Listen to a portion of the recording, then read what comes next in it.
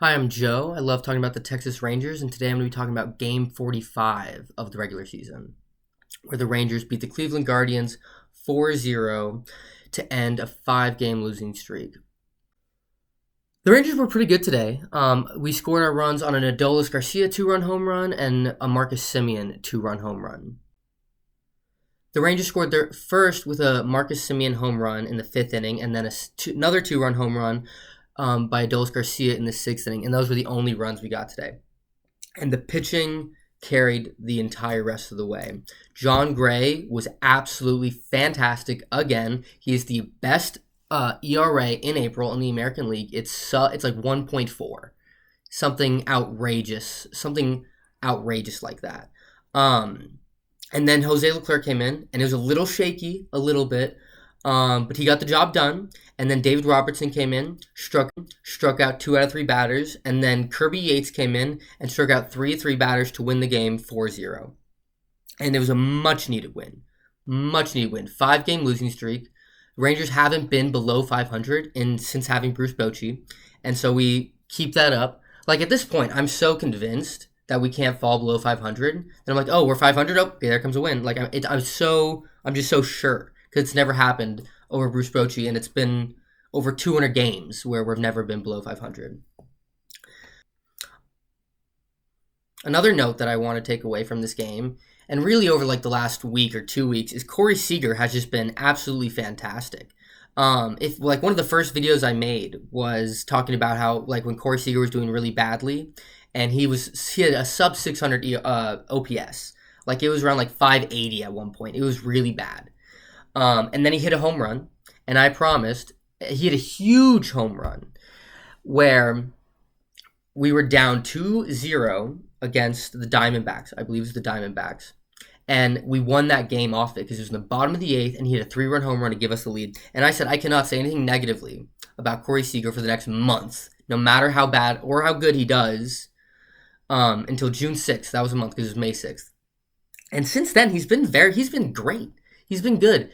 He has like I want to say like an 870 OPS since that game, and that's fantastic. Batting's been down this year, so like a 950 OPS is like a 900 this year. Pitching's been so fantastic. So Corey's just been getting better and better, and he's finally looking like himself, which has just been such a relief because I did like Corey Seager's worst season ever was like an 870 OPS. And he's usually around like an 880, 890, 900 kind of guy. And he's coming off a season where he was over 1,000 OPS and was the best player on our team and was second in MVP voting. And so it's great to see him doing so much better. The one thing that scares me, not about from this game, but also like the last 5 or 6 games, since really that entire losing streak, is our inability to drive runners in when they're in scoring position. And we usually thrive at that. Like in the Bruce last year, we were the best at it, and pretty much all this season we've been the best at it, and we rely on that. That like you don't win games on solo home runs. You win games on doubles and 3-run home runs. And that's just a saying. I don't know who said it, but the point is like consistency, like getting hit after hit after hit, which is hitting when runners are in scoring position. And if you can't do that, you can't win ball games, especially with how many injuries we have. We have to be able to get hits when it matters. And we haven't been able to do that. Even last night where we won, we didn't do it.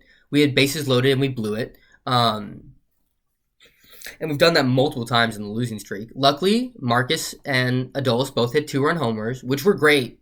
I don't want to take anything away. Those guys have been absolutely fantastic all season long.